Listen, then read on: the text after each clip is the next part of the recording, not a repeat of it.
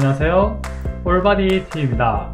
오늘은 여러분들에게 살이 왜 찌는지 그리고 살 빼기가 왜 어려운지에 대해서 간단하게 알려드리고요, 무엇을 하면 좋은지와 무엇을 피해야 되는지도 알려드릴 겁니다.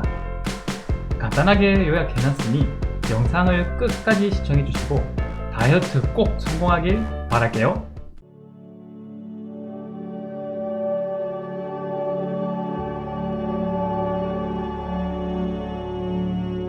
우리 살 빼는 거 정말 힘들죠?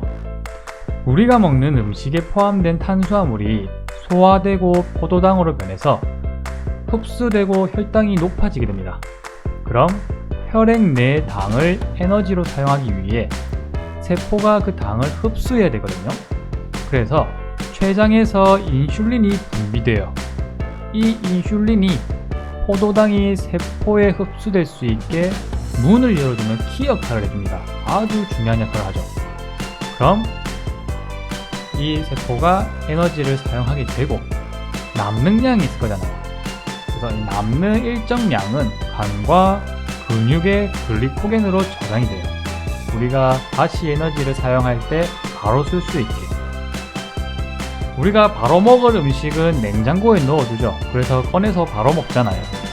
간과 근육에 저장된 글리코겐이 그렇게 사용이 됩니다.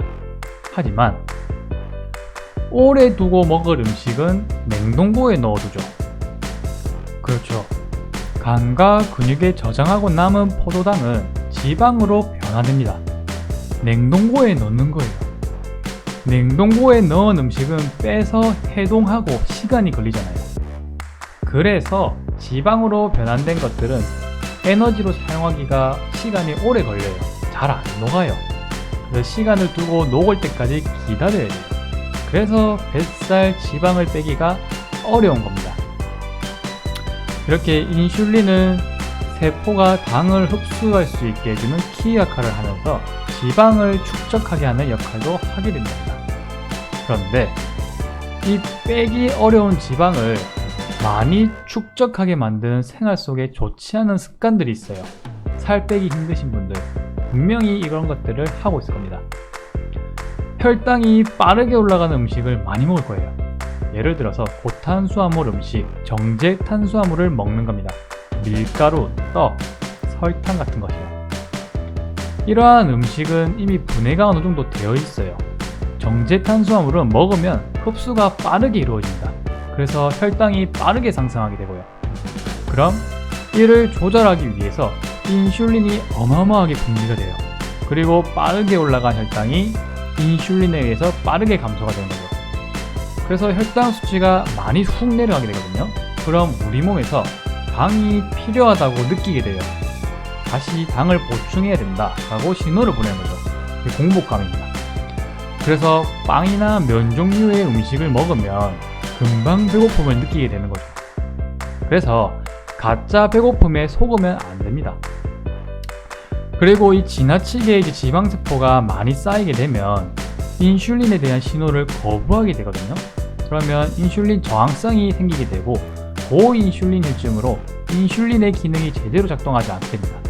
그럼 대사질환이 생길 가능성이 매우 높아지는 거죠. 이에 대해서는 다음에 좀 더 자세히 알려드릴게요. 그러면 이것을 어떻게 해야 되는가, 어떻게 개선을 시켜야 되는가 간단하게 알려드릴게요.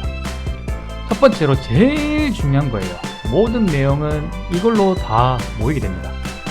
핵심은 혈당을 급격하게 높이는 식습관을 피해야 돼요. 이게 제일 핵심입니다. 알겠죠? 이게 부가적으로 설명되는 게 이제 앞서 말씀드렸던 것처럼 빵과 면 종류, 즉 밀가루, 떡, 설탕 등 정제 탄수화물을 되도록이면 자제해줘야 돼요. 근데 이런 음식들이 제일 맛있어요. 조금만 드셔야 됩니다. 그리고 액상과당. 이 액상과당은 정말 피해주시는 게 좋습니다. 이 포도당 말고 이 과당 같은 경우에는 포도당과 다르게 에너지원으로 사용되지 않고 간에서 처리되어 중성지방으로 만드는 데 사용됩니다. 콜라, 주스 이런 것들 있죠. 이런 것들은 와 나 그냥 지방을 생성하고 있어 하는 것과 같다고 생각하시면 됩니다. 이 중성지방이 과하게 만들어지게 되면 지방간이 되고, 이 지방간이 인슐린 저항성을 이렇게 원인이 될 수 있는 요소가 됩니다. 자, 그리고 사과, 미연, 버섯, 양배추와 같은 수용성 식이섬유를 드시는 거예요. 이 수용성 식이섬유는 위장 속에 음식물을 오래 머물게 하면서 포만감을 유지해주게 됩니다. 가짜 배고픔을 덜 느끼게 해준다는 거죠. 그리고 이 수용성 식이섬유는 혈당 상승을 천천히 일으켜서 인슐린의 분비도 적절하게 만들게 되죠. 그리고 음식을 먹을 때 천년 발효 사과 식초를 일정량 함께 먹으면 혈당이 과하게 상승하는 것을 억제해준다고 하네요. 그리고 또 자주 먹는 식습관을 피해주셔야 됩니다.